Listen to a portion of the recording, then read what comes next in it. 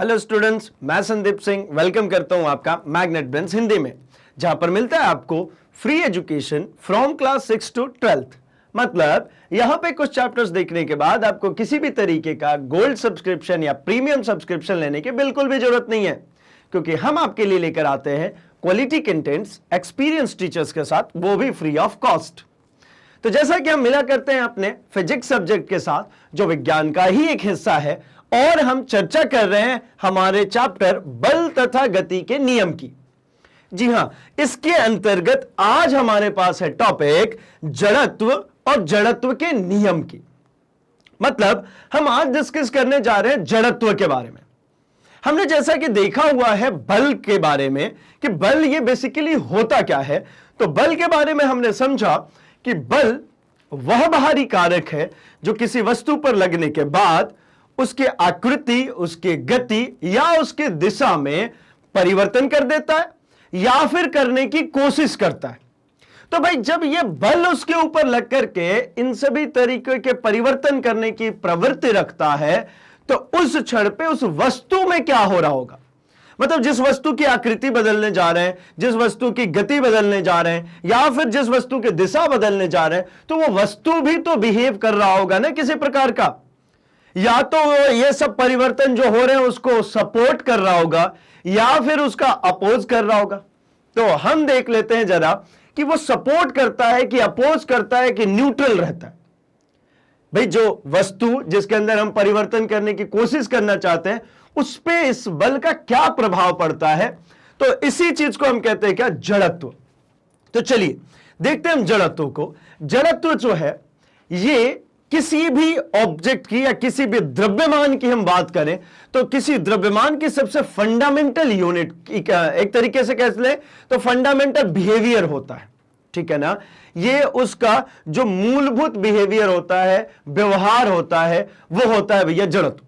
मतलब ऐसा कह लें कि जो वस्तु है उसके ऊपर, जैसे ये हमारे पास जो ये पिंड है, इस पिंड के ऊपर हमने परिवर्तन करने के लिए एक असंतुलित बल लगा। ये जो बल लगा रहा हूं मैं, कैसा असंतुलित बल। तो ये वस्तु अपने होने वाले परिवर्तन का विरोध करती है। ये वस्तु नहीं चाहती कि मैं रेस्ट में हूं, विराम अवस्था में हूं, तो ये रेस्ट से मोशन में आ जाए। ये कौन चाह रहा है भाई, ये हम चाह रहे हैं। लेकिन ये वस्तु चाहती है कि नहीं, मैं रेस्ट में हूं तो मुझे रेस्ट में ही रहने दिया जाए, मैं मोशन में ना जाऊं। क्यों भैया? क्योंकि ये उसकी फंडामेंटल प्रॉपर्टी है, ये उसका मूलभूत व्यवहार है कि प्रत्येक वस्तु अपने अंदर होने वाले परिवर्तन का विरोध करती है, कभी भी उसका सपोर्ट नहीं करेगी। मतलब जैसे ये रेस्ट में है, मैंने बल लगा करके इसको मोशन में लाना चाहा, ये मोशन में नहीं आएगी, ये चाहेगी कि मैं रेस्ट में ही रहूं। तो मतलब ये जो मैं बाहर से फोर्स लगा रहा हूं, इस मेरे फोर्स को ये क्या करेगी, विरोध, अपोज करेगी। ठीक इसी प्रकार अगर ये वस्तु चल रही होती, ये पहले से ही गति में होती, और मैं बल लगा करके उसको रोकने की कोशिश करता, तो फिर वो वस्तु गति में ही रहना चाहती, वो रुकती नहीं। लेकिन वो रुक जाती है क्योंकि मैं उसके ऊपर असंतुलित बल लगाता हूं। अर्थात मैं ऐसा कह लूं कि सबसे पहले तो उसकी जो प्रवृत्ति है कि वो गति में है, तो वो गति में ही रहे। मतलब वो गति में रहते हुए रुकने का हमेशा विरोध करेगी, वो नहीं चाहती कि हम रुक जाए। या ऐसा कहा जाए कि कोई वस्तु किसी पर्टिकुलर दिशा में चल रही है तो वो उसी दिशा में चलते रहना चाहती है, वो अपनी दिशा परिवर्तन नहीं होने देना चाहती। मतलब हर एक वस्तु की, हर एक द्रव्यमान की ये फंडामेंटल प्रॉपर्टी है, जिसके कारण वह अपने अंदर होने वाले परिवर्तन का सदैव विरोध करती है, हमेशा विरोध करती है। चलिए देख लेते हैं जरा जड़त्व को। तो किसी वस्तु के विरामावस्था में रहने या समान वेग से गतिशील रहने की प्रवृत्ति को जड़त्व कहते हैं, ठीक है ना। मतलब उसकी प्रवृत्ति है कि भैया हम गतिमान नहीं रहे, अगर रेस्ट में है तो हम रेस्ट में ही रहे, विरामावस्था में तो विरामावस्था में ही रहे, गत्यावस्था में तो हम गत्यावस्था में ही रहे। ये जो उसकी प्रवृत्ति है उसी अवस्था में रहने की, इसी को कहते हैं हम इनर्शिया, इसी को हम कहते हैं जड़त्व। अच्छा, तो यही कारण है कि गति के पहले नियम को जड़त्व का नियम भी कहते हैं, ठीक है ना। हम अभी जस्ट आगे चर्चा करेंगे कि गति का प्रथम नियम क्या था। अभी के लिए हम सिर्फ और सिर्फ यह समझते हैं कि यह जड़त्व क्या है भाई। तो जड़त्व प्रत्येक वस्तु का गुण है या प्रवृत्ति है, हर एक द्रव्यमान का मतलब भाई वो जो मैटर जो हमारे पास में है, जिसकी वजह से कोई भी वस्तु बनी है, किसी पदार्थ के निर्माण होने की जो सबसे बेसिक इकाई है वो है द्रव्यमान। अगर किसी के पास द्रव्यमान होगा तो वहां जड़त्व बिल्कुल होगा, ठीक है। ऐसा भी कुछ समझें कि ये जो नियम है वो नियम भले बाद में डिस्कवर किए गए, लेकिन इसका यह मतलब थोड़ी था कि पहले से वो लागू नहीं होते थे। भाई नियम तो पहले से ही लागू होता था। अर्थात कुछ ऐसा कह लूं मैं कि ऐसा थोड़ी है कि न्यूटन ने जब गुरुत्वाकर्षण बल के नियम की खोज की उसके बाद से गुरुत्वाकर्षण बल आया। नहीं भाई, हमने खोज की, हमने इन्वेंट थोड़ी किया, हमने उसका आविष्कार नहीं किया। गुरुत्वाकर्षण बल पहले से ही कार्यरत है। हमारा ये जो सोलार सिस्टम है, जो सूर्य अब के चारों तरफ हमारी जो पृथ्वी परिक्रमा कर रही है, ये पहले से पूर्व से ही करती आ रही है। हमने उसको ऑब्जर्व किया, हमने उसको देखा, हमने उसको खोजा, हमने इन्वेंट नहीं किया, हमने उसका आविष्कार नहीं किया। अर्थात मैं ऐसा कह लूं कि जो द्रव्यमान होता है किसी भी के भी पास में, अगर उसके पास द्रव्यमान है और द्रव्यमान होगा तो ही वो पिंड इस भौतिक जगत में लाई करेगा, एग्जिस्ट करेगा, वास्तव में उसका कुछ आकार होगा। अगर किसी के पास द्रव्यमान नहीं है तो वो भौतिक जगत में लाई नहीं करेगी, एग्जिस्ट नहीं करेगी, ठीक है। मतलब छोटा से छोटा कण भी है तो भाई द्रव्यमान तो है ना, ठीक है। तो द्रव्यमान अगर उसके अंदर होगा तो वो जड़त्व को फॉलो करेगा। और जड़त्व क्या है भाई कि वस्तु या द्रव्यमान अपने अंदर होने वाले परिवर्तन का हमेशा विरोध करती है। तो इसलिए कहते हैं जड़त्व जो है वो प्रत्येक वस्तु का गुण है या प्रवृत्ति है। जड़त्व को वस्तु के द्रव्यमान से मापा जाता है। जैसा मैं चर्चा कर ही रहा हूं कि जो द्रव्यमान है यही जड़त्व का मुख्य कारण है भाई। तो द्रव्यमान से ही मापा जाता है किसी वस्तु के जड़त्व का। अच्छा, इसका जब मात्रक बात करें तो जब द्रव्यमान से मापा जाएगा तो इसका जो मात्रक है वो हो जाएगा किलोग्राम। इसका मात्रक जो है वो केजी होता है, मतलब जड़त्व को भी केजी से ही मेजर किया जाता है। और एक सिंपल सी बात कि जिस वस्तु का द्रव्यमान ज्यादा होगा, मतलब जो वस्तु भारी होगी उसका जड़त्व भी ज्यादा होगा, ठीक है। और जो वस्तु हल्की होगी उसका जड़त्व भी कम होगा, ठीक है। मतलब कुछ ऐसा कहा जाता है कि ये द्रव्यमान के ऊपर बेस्ड है। यानी जड़त्व कहा तो भाई कहते जड़त्व है, लेकिन हमारा ब्रेन क्या प्रोसेस करता है भाई, द्रव्यमान सुनता है। कहे जड़त्व है, हमारा ब्रेन प्रोसेस करता है द्रव्यमान। और द्रव्यमान के साथ भी और क्या, तो द्रव्यमान के साथ ये कि वह अपने अंदर होने वाले परिवर्तन का विरोध कर रहा है। अगर वो द्रव्यमान गति कर रहा है तो वो रुकना नहीं चाहेगा, अगर वो रुका हुआ है तो गति नहीं करना चाहेगा, वो एक दिशा में चल रहा है तो वो उसी दिशा में रहना चाहेगा, वो अपनी दिशा परिवर्तित नहीं करना चाहेगा। अर्थात जड़त्व जो है ये किसी भी पिंड की, किसी भी द्रव्यमान की मूलभूत व्यवहार हो गई। और इसके प्रकार की हम जरा बात कर ले तो भाई विराम अवस्था की वस्तुएं विराम में ही बनी रहती हैं और गतिमान वस्तुएं गति अवस्था में उसी वेग से बनी रहती हैं जब तक कि उस पर बाहरी बल न लगाया जाए। जब तक उसके ऊपर कोई बाह्य बल नहीं लगाते हैं तब तक वो उसी स्थिति में बनी रहेगी भाई। इस नियम को जड़त्व का नियम कहते हैं, ठीक है।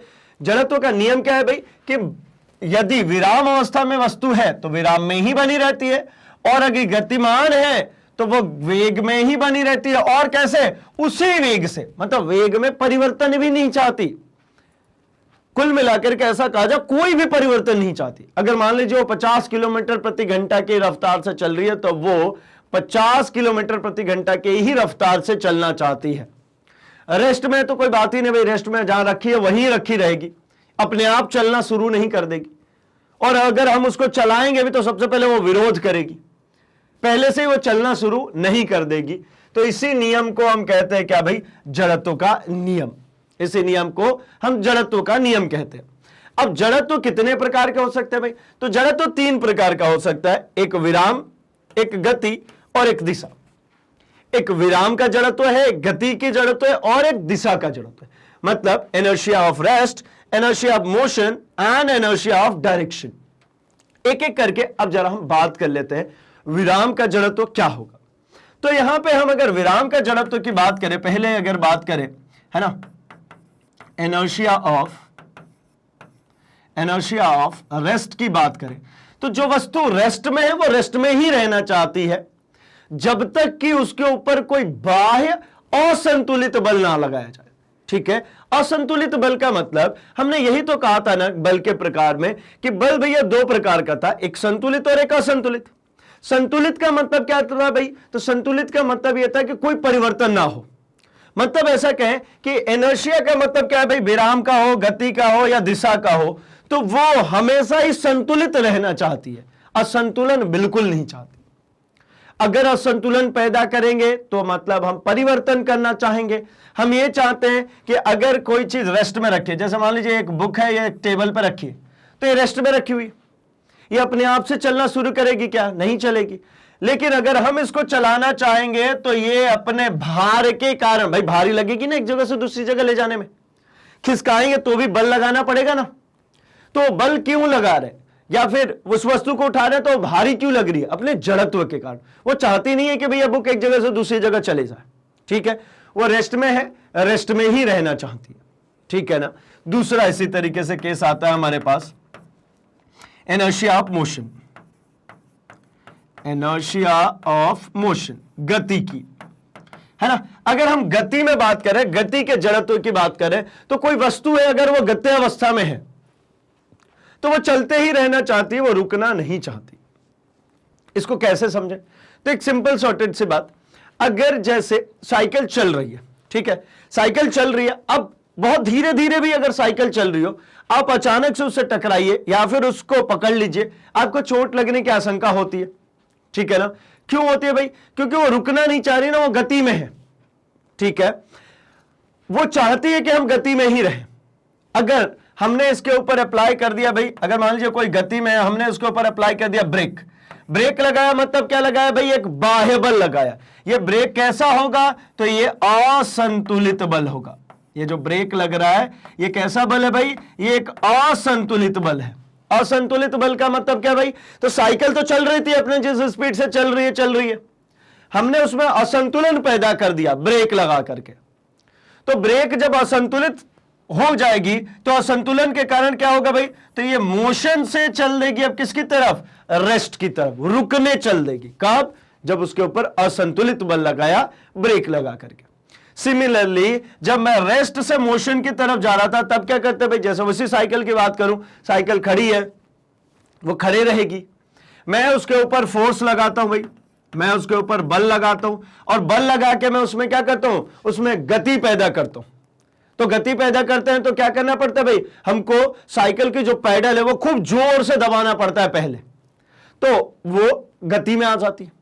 कुछ एक और चीज मैं यहीं पर डिस्कस करूं तो मैं कुछ ऐसा कहूं कि साइकिल का जब फर्स्ट हाफ ऑफ पैडल लगा रहे होते हैं, पहला हाफ है ना, साइकिल का जो पैडल होता है उसको पहला हाफ अगर मैं लगाता हूं, ठीक है, जैसे अगर मैं बना लूं, अगर ये इधर एक पैडल और दूसरा इधर नीचे होगा भाई, तो जब पहला हाफ पैडल का दबा रहे होते हैं तो ज्यादा बल लगाना पड़ता है। लेकिन जब साइकिल थोड़ी देर तक चलना शुरू हो जाए, मतलब फर्स्ट रोटेशन ले ले, इसके बाद आप नॉर्मली पैडलिंग करते रहते हैं, वो चलती रहती। कारण क्या है भाई? तो प्रारंभ में वो रेस्ट में थी, वो चाहती ही नहीं थी कि भाई हम चलें, हमने उसको एक्स्ट्रा बल लगा करके चलाना शुरू किया। तो जब वो पहली बार साइकिल का पहिया घूम गया तो अब उसकी प्रवृत्ति क्या हो गई भाई? अब वो गति में आ गया, अब वो चाहता है गति में रहे। तो जब वो उसकी प्रवृत्ति हो गई गति में रहने की, अब विरोध खत्म हो गया, तो मैंने जो शुरुआत में एक्स्ट्रा जो बल लगाया था वो अब एक्स्ट्रा बल लगाने की जरूरत नहीं है। कुछ इस तरीके से मैं अगर एक ग्राफ के जरिए आपको समझाने की कोशिश करता हूं तो भाई ये इस प्रकार से होगा कि शुरू में मैं बहुत सारा बल लगाऊंगा, फिर थोड़े से बल के मान में कमी आएगी और ये कांस्टेंट चलती जाएगी। ये क्या समझ में आ रहा है यहां पे भाई? तो यहां पे ये जो इतना सा पोर्शन जो दिख रहा है, ये इतना सा पोर्शन, ये एक्स्ट्रा बल है। क्यों एक्स्ट्रा फोर्स लगाया? क्योंकि मुझे साइकिल की प्रवृत्ति बदलनी थी, मुझे उसको रेस्ट से मोशन में ले जाना था, मुझे उसे विरामावस्था से गत्यावस्था में ले जाना था। इस कारण से मैंने इसको एक एक्स्ट्रा बल दिया। ठीक है, अब क्या होगा भाई? तो ये जब एक बार एक्स्ट्रा बल दे दिया इस लिमिट के बाद, तो ये जो है इसके बाद आ गई नॉर्मल स्टेज में। अब ये देखिए, अब ये स्ट्रेट लाइन जैसी चली, ये बिल्कुल सीधी चल रही है, सीधी चल रही है, मतलब अब एक समान वेग से अब गति कर रही। अब इसमें कोई समस्या नहीं है क्योंकि इसकी जो प्रवृत्ति है वो बदल गई, अब ये रेस्ट में नहीं है, ये मोशन में आ गई, अब ये इसी तरीके से चलती जाएगी। लेकिन फिर वही बात, चल तो रही है आसानी से, अब मुझे इसको क्या करना है भाई, साइकिल को रोकना है, इस साइकिल को रोकना है, रोकना है मतलब मुझे वापस से इसको रेस्ट में ले आना है। तो यहां पे मुझे क्या करना पड़ेगा भाई, तो यहां पर मेरे को अतिरिक्त बल, ठीक है, पैडलिंग वैडलिंग तो छोड़िए, पैडल छोड़ दिया, अब हमने क्या किया भाई, हाथ से ब्रेक लगाया, ब्रेक लगा रहे हैं, वो क्या एक अतिरिक्त बल है, और वो बल क्या पैदा करेगी भाई, असंतुलन। किसमें असंतुलन, तो ये देखिए ये कांस्टेंट चली जा रही थी साइकिल, इसमें असंतुलन पैदा की, असंतुलन पैदा करी तो देखिए इसका वेग डाउन हो गया, गिर गया, और वापस आकर के कहां मिल गया, जीरो पे, यानी इसका वेग खत्म हो गया। लेकिन यहां पे इस जब मैंने इसको चेंज किया, इस जगह पे मुझे एक्स्ट्रा बल लगाना पड़ता है। अब पहले तो पैडल से भी साइकिल चली जा रही थी, अब मैं क्या कर रहा हूं, अब मैंने हाथ से भी एक बल लगाया, और हाथ से बल लगा करके उसको क्या कर दिया, रोक दिया, ठीक है ना। तो ये जो एक्स्ट्रा बल ला रहा हूं इसी को हम कहते हैं क्या, असंतुलित बल, और इसने क्या किया, उसको मोशन से रेस्ट में ला दिया। तो मतलब आपको समझ में आया होगा भाई अभी तक में कि जड़त्व जो है उसका मतलब है कि अगर कोई वस्तु विराम में है तो विराम में रहेगी, गति में ले जाएंगे तो उसका विरोध कर रही है, और अगर वो गति में है तो गति में ही रहना चाहेगी, अगर हम उसको परिवर्तन करना चाहते हैं, उसमें कोई परिवर्तन लाना चाहते हैं तो वो उसका विरोध कर रही है। अब हम बात कर लेते हैं दिशा की। तो दिशा से क्या समझते हैं भाई, तो जैसे आप एक बात समझिए, एक बॉल है, उसको बैट्समैन ने हिट कर दिया, अब बॉल भैया एक ट्रैक पे ऐसा जा रही है, तो इसी ट्रैक पे जाते रहेगी ना, कि अपनी दिशा बदल देगी, भाई ऐसा जा रही है बॉल, फिर रास्ते में से मुड़ी और इधर चलने लगी, नहीं, ऐसा कभी भी नहीं होगा। क्यों भाई, क्योंकि उस बॉल के ऊपर जिस दिशा में आपने, जैसे आप बुलेट समझिए, एक गोली ऐसा फायर करी, भाई ऐसा गई और रास्ते में जाकर के ऐसा मुड़ करके इधर चली जाए, ऐसा तो नहीं होगा ना, ठीक है ना। तो भाई क्यों नहीं होगा ऐसा, क्योंकि उसमें जो गोली जो चली जा रही थी उसकी जो दिशा निर्धारित थी वो उसी दिशा में रहना चाहती है, वो दिशा का क्या करती है, विरोध, वो परिवर्तन का विरोध करिए, वो दिशा का विरोध करेगी, इसी को कहते हैं हम दिशा जड़त्व, ठीक है ना। अब अगर उसको परिवर्तित करना है तो क्या करना पड़ेगा, बाह्य बल लगाना पड़ेगा, वो भी कैसा, असंतुलित बाह्य बल। जैसे बैट्समैन की मैं बात कर रहा था, बॉलर ने बॉल डाली, बैट्समैन ने भैया एक्स्ट्रा बल फोर्स लगाया और हिट किया, तो बॉल इधर से आ रही थी, अब जाएगी दूसरे डायरेक्शन में। अच्छा, आपके दिमाग में फिर यहां पे एक बात आ सकती है, तो यार वो स्पिन जो बॉल करते हैं, ये जो स्विंग होती है बॉल, उस केस में क्या होता है भाई, वहां तो भैया वो बॉल चली गई ना, ऐसा टिप किया, डिप करती है बॉल और दूसरी दिशा में जाने लगती है। तो भाई समझिए, वहां पे आपने बल लगाया है, जब बॉलर ने बॉल को रिलीज किया था तभी एक दूसरी दिशा दे दी, बॉल को घुमाव दे दिया, बॉल को एक स्पिन दे दिया। अब बॉल जब जमीन पे टकराएगी तो टकराने के बाद वो जो अतिरिक्त बल जो हमने दिया था, वो अतिरिक्त बल, असंतुलित बल वहां पैदा होता है जहां पे वो बॉल जाकर के जमीन पे डिप करेगी। तो भाई अगर मान लीजिए उस बॉल में ऐसा क्लॉकवाइज डायरेक्शन में अगर घुमाव मैंने दे दिया, और वो क्लॉकवाइज डायरेक्शन का घुमाव बॉल जहां डिप करेगी तो क्लॉकवाइज डायरेक्शन में घूम जाएगी, भाई बॉल ऐसी सीधी सीधी जा रही है, डिप किया और वो बॉल इधर जाने लगी, तो कब जाएगी, जब डिप करेगी तब। ऐसा थोड़ी होगा कि हवा में ही ऐसी फुल टॉस बॉल डाली है और वो दूसरी दिशा में जाने लगी, आधे रास्ते ऐसी गई और दूसरे दिशा में बदल गई, ऐसा संभव नहीं है। इसी को हम कहते हैं भाई दिशा का जड़त्व, मतलब डायरेक्शन, जिस डायरेक्शन में आपने उसको थ्रो किया उसी डायरेक्शन में जाएगी, अपने मर्जी से वो डायरेक्शन चेंज नहीं कर सकती, ठीक है। अब ये हो जाता है हमारा दिशा जड़त्व, यानी जड़त्व हमें समझ में आया कि कोई भी पिंड अपने अंदर होने वाले परिवर्तन का सदैव विरोध करती है, और इसी पर आधारित है हमारा गति का प्रथम नियम। जैसा कि हमने चर्चा किया था कि हम कुछ इस तरीके से इसके डेफिनेशंस को फ्रेम करते चलेंगे कि एक टॉपिक जहां पे खत्म होगा ना, दूसरा अपने आप स्टार्ट हो जाएगा, हमें करने की आवश्यकता नहीं पड़ेगी, ठीक है ना। देखिए जैसे यहां पे आए, हमें एक नया टॉपिक मिल गया कि भैया इसी के ऊपर आधारित है क्या, गति का प्रथम नियम, मतलब जड़त्व पर ही आधारित है गति का प्रथम नियम। यानी कुछ ऐसा कहें कि गति का प्रथम नियम भी यही डील करता है कि जो वस्तु जिस अवस्था में है उसी अवस्था में रहेगी जब तक कि उसके ऊपर कोई बाह्य असंतुलित बल ना लगाया जाए। बार बार ये असंतुलित बल क्यों कह रहे भाई, क्योंकि संतुलित बल कोई परिवर्तन नहीं कराता, परिवर्तन होना है तो उसके ऊपर असंतुलित बल लगना पड़ेगा, असंतुलित बल लगेगा तभी परिवर्तन होगा। इसी जड़त्व के कारण जैसे होता है ना, जो फर्स्ट नियम है हम उसके कारण हम बात करते हैं, जो बेस्ड है जड़त्व पे हम उसकी बात करते हैं। जैसे हम क्या कहते हैं भाई, बस में चल रहे होते हैं, अब बस में चल रहे हैं मतलब हम गति कर रहे हैं, लेकिन अचानक से क्या हुआ भाई, बस में लग गई ब्रेक। तो ब्रेक जैसे ही लगती है क्या होता है, हम आगे की तरफ ऐसे झुक जाते, या फिर चल रही है बस, रुकी हुई है बस और अब अचानक चलने लगी तो हम पीछे की तरफ झुक जाते। ऐसा क्यों होता है भाई, क्योंकि हम जब बस चल रही थी तो गति अवस्था में थे, अब बस रुक गई तो मेरी बॉडी तो कह रही भैया तुम गति अवस्था में हो, गति में ही रहो, रुकोगे क्यों, विरोध करेगी ना बॉडी रुकने का। लेकिन बस रुक गई तो हमारा बॉडी का जो निचला हिस्सा है जो बस से टच में है, बस की बॉडी से टच में, वो रुक गया, और ये ऊपर का हिस्सा क्या है भाई, अभी भी हवा में झूल रहा है। तो क्या होगा, ये आगे की तरफ चलता जाएगा। क्यों, क्योंकि ये ऊपर का हिस्सा अभी भी गति में है और पैर वाला हिस्सा रुक गया। ठीक है, या उसका विपरीत अगर हम बात करते हैं कि हम क्या करने भाई, हम खड़े हैं बस में, अचानक से बस चल पड़ी, तो क्या होता है, जो हिस्सा बस की बॉडी में टच में होगा वो हिस्सा तो गति में हो गया और हम रेस्ट में। अब ऊपर का ये जो धड़ है ये भैया रेस्ट में है और पैर आ गया गति में, तो क्या होगा, ये पैर चला गया गति में और ये रेस्ट में, तो ये निचला हिस्सा आगे चला जाएगा, ये यहीं रह जाएगा, तो ऐसे ही झुकेंगे ना पीछे की तरफ। ठीक है ना, ये है भाई गति का प्रथम नियम, है ना। हो किसके कारण है, ये जड़त्व के कारण ही हो रहा, ये हो किसके कारण है भाई, जड़त्व के कारण हो रहा। ठीक है, तो मतलब ऐसा समझ में आ गया कि जड़त्व जो है वो अपने अंदर होने वाले किसी भी प्रकार के परिवर्तन का सदैव विरोध करती रहेगी भाई। चलिए, तो फिर और आगे के लिए हम क्या करें भाई, और कोर्सेज के लिए हम क्या करें, तो भाई यहां पर हम ये खत्म कर लेते हैं हमारे जड़त्व को, और बाकी के कोर्सेज के लिए आप अपने सर्च बॉक्स में लिखिए magnetbrains.com, आपके सामने आपके कोर्सेज ओपन हो जाते हैं। जैसे कि आप सीबीएसई इंग्लिश मीडियम से हैं, आप इसको टैप कीजिए, आपके सभी क्लासेस के सारे ही सब्जेक्ट आपको देखने को मिल जाते हैं। सिमिलरली अगर आप यूपी बोर्ड से, आप इसको टैप करेंगे, यूपी बोर्ड से रिलेटेड चीजें आपको मिल जाएंगी भाई। उसी प्रकार अगर आप एनटीएससी या ओलंपियाड के प्रिपरेशन कर रहे हैं तो आप इसको टैप कीजिए, इसके अंदर आपके सारे ही सेगमेंट्स देखने को मिल जाते हैं। अगर आप इंग्लिश बोलना चाहते हैं, इंग्लिश सीखना चाहते हैं, तो आप स्पोकन इंग्लिश पे क्लिक कीजिए, आप इसके अंदर पाएंगे स्पोकन इंग्लिश से रिलेटेड सारे ही टिप्स एंड ट्रिक्स। सिमिलरली अगर आप सीबीएसई हिंदी मीडियम को एक्सप्लोर करना चाहते हैं, सीबीएसई हिंदी मीडियम पे टैप कीजिए, आपकी सभी क्लासेस ओपन हो जाती हैं। आप जिस क्लास से हैं उस क्लास को टैप कीजिए, आपके सामने आपके सब्जेक्ट्स ओपन हो जाते हैं, और आप जिस सब्जेक्ट को देखना चाहते हैं, सपोज आप फिजिक्स देखना चाहते हैं, आप फिजिक्स को टैप कीजिए, वॉच नाउ पे जैसे ही क्लिक करते हैं आपके सामने इस तरीके से एक पेज ओपन होता है जहां पे सारे ही चैप्टर्स आपको देखने को मिल जाते हैं।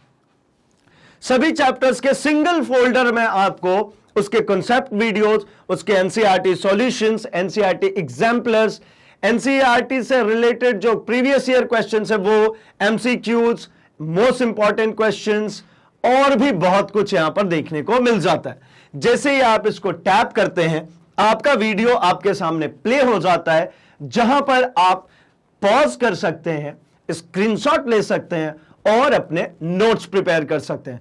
और भाई सबसे अच्छी बात, यहीं से आप नेक्स्ट वीडियो पे जा सकते हैं, आपको भटकने की बिल्कुल भी जरूरत नहीं है। आप यहां से नेक्स्ट वीडियो करते हैं, आपका नेक्स्ट कॉन्सेप्ट वीडियोस ओपन हो जाता है भाई। तो अभी के लिए इस वीडियो को लाइक कर दीजिए, इस चैनल को सब्सक्राइब कर लीजिए और इसे अपने दोस्तों में शेयर कर दीजिए भाई, क्योंकि मैग्नेट ब्रेन्स हिंदी लेकर के आया है free education from class 6 to 12th, quality contents और एक्सपीरियंस टीचर्स के साथ। तो हम मिलेंगे अपने अगले सेशन में अगले कुछ कॉन्सेप्ट्स के साथ। थैंक्स फॉर वॉचिंग, बने रहिए मैग्नेट ब्रेन्स हिंदी के साथ।